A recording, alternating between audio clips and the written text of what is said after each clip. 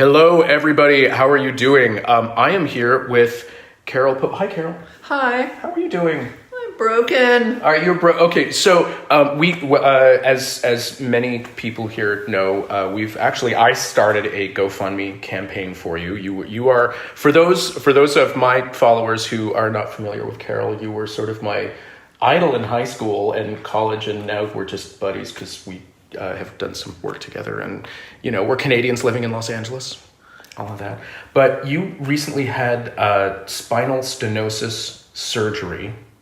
What is that exactly? Spinal stenosis, I didn't even know what it was. I was walking around with my feet felt like lead and I couldn't stand for that long. And it's when your spinal cord is being choked by bone spurs and other crap that's in your body. Yeah. So, just basically, cuts off your nerves and you can't feel anything. That doesn't sound nice.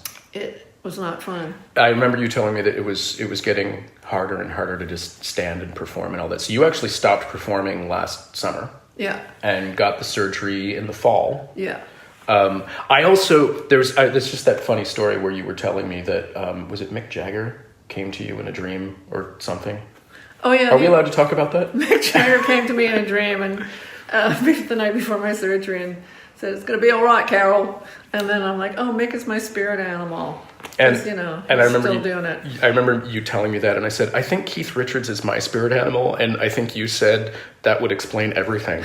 and then the weird thing was that because I was in my car when we had that conversation, and the next song that came on was Paisley Generation, which is your song from like 1984, 83.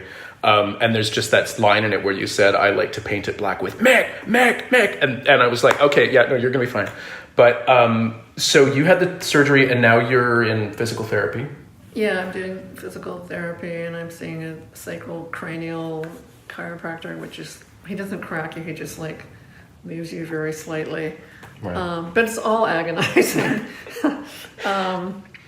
Yeah, I mean, you're basically, they just adjust you and then you do, with physical therapy, they, my therapist like just digs into all my muscles and I'm screaming in pain. and then Which some people would pay big bucks for. Well, they would. And then then you have to do all these exercises every day. And of course you're paying big bucks for it too, so. Yeah, it's expensive. Yeah, and you actually haven't been able to work for months, which is why I started the GoFundMe campaign, which you didn't really want me to do at first, but yeah. But it is what it is. It is what it is, and I can't thank the people enough for all the support and just the really nice messages that people are leaving on the. Yeah, I've been looking at them and I'm very moved by the love and thank you and. Yeah, and I didn't do this surgery in Canada because I went to Cedars Spine Center here, which is like the best, I think, with UCLA. Anyway, it's one of the best hospitals in North America. So I went to Cedars and had it done. Cool. And how was it?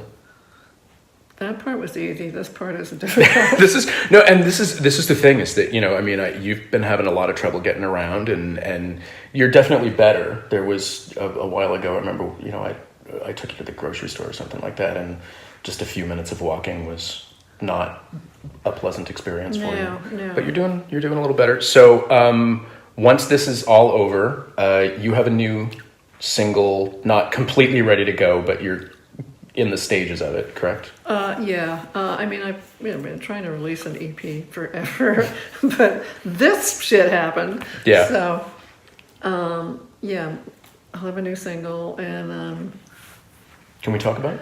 I don't know. It's just bitter. That's what I'm going to say. Okay. It's bitter, but now I feel like I should write about having stenosis. But well, an artist writes what they know. I just want to find more people. I would love to speak to more people who've had spinal stenosis because there's really not a support group out there, and I didn't know what it was, and I've had symptoms for the past 2 years. I'm like, why am I feeling so off balance, and why do my feet hurt so much? And it's a disease I'd never heard of. Yeah, you started talking about it quite a while ago, and there was all sorts of things that we were trying, but finally we I shouldn't say we. I didn't have anything to do with it. Okay. I am so not a doctor. I've played doctor. Yes. Who hasn't played doctor? Oh, I've told a few people I was a doctor, but that was that's a different thing altogether. And you're going to be performing again, hopefully. No, I am. Okay. No matter what, I'm going to be performing again in the summer. Okay. I mean, I have 6 months of hell to go through. Well, I guess I'm almost halfway through the hell, so I have like 3 to 4 more months. Because they tell you it's 3 months, but it's 6 months, and then, I'll probably be okay in 2020. That's the way I'm feeling. Okay, but I am all right. going to perform. Okay, good. Because this is killing me not to perform and not writing and all that. I mean, you love performing, and it's one of the that's one of the things you talk about a lot is how much fun you have performing. Yes. And writing. Yeah, well, I couldn't even sit, I mean, it's hard to sit for more than 20 or 30 minutes. And, I can't really sit at my computer. I can't, I have to you can do all these things, like sit, stand, lay down. You just got to alternate. I remember, and you and I didn't know each other yet, but when I was in my motorcycle accident, yeah, I mean, you can't do anything. You're just kind of lying there, and every so often you have to go to a physical therapist where they poke you with stuff and twist you around, and you're screaming in pain, and they're like electroshocking you and stuff, and then and this is supposedly, it does make you better. I mean, eventually I was able to, No, eventually it does walk. make you better. I mean, I'm going to have some killer core strength at the end of this. So like abs. Maybe. I mean, Okay. I am eating a lot, but I'm going to have killer abs down here. Okay, all right. Hey, I would love killer abs. Maybe I should. I don't know how that would work, but anyway. I'll show you the exercises. Okay, cool. Yeah, you can be my trainer. Okay. That'll be fun. Okay, that's good. Do you have anything else you wanted to add? No, just I'm going to post this on my own YouTube channel, but on the GoFundMe thing as well. No, just thank you everybody for your support and your love, and I love you back. And I mean, I don't know what else I can say. I'm just very moved by this, and thank you so much, Jason, for doing this. And I didn't want to do it, but Birds of a feather flock. I know you didn't want to do it, and No. eventually it was like, Carole, we got to do this. Yeah. And all of that. And I keep saying, birds of a feather flock together. But I don't know. Do you like that song? I like that song. It's all right. Okay. What's your favorite song that you've written? Oh my God, I don't know. I hate it when people ask questions like that. Probably I was like what I've just worked. I mean, I like the song that Kevin Hearn and I wrote. I mean, Resist It. Resist It. I like that, and I like the song that Claire Venice and I wrote. This is not a test. This is not a test. Jason did the video for that. I did. So I just like whatever. I like to be in the moment, but. I can't remember what I've written. Don't ask me about rough trade because I can't remember. That's a very Edna Mode. I never look back, darling. No, darling.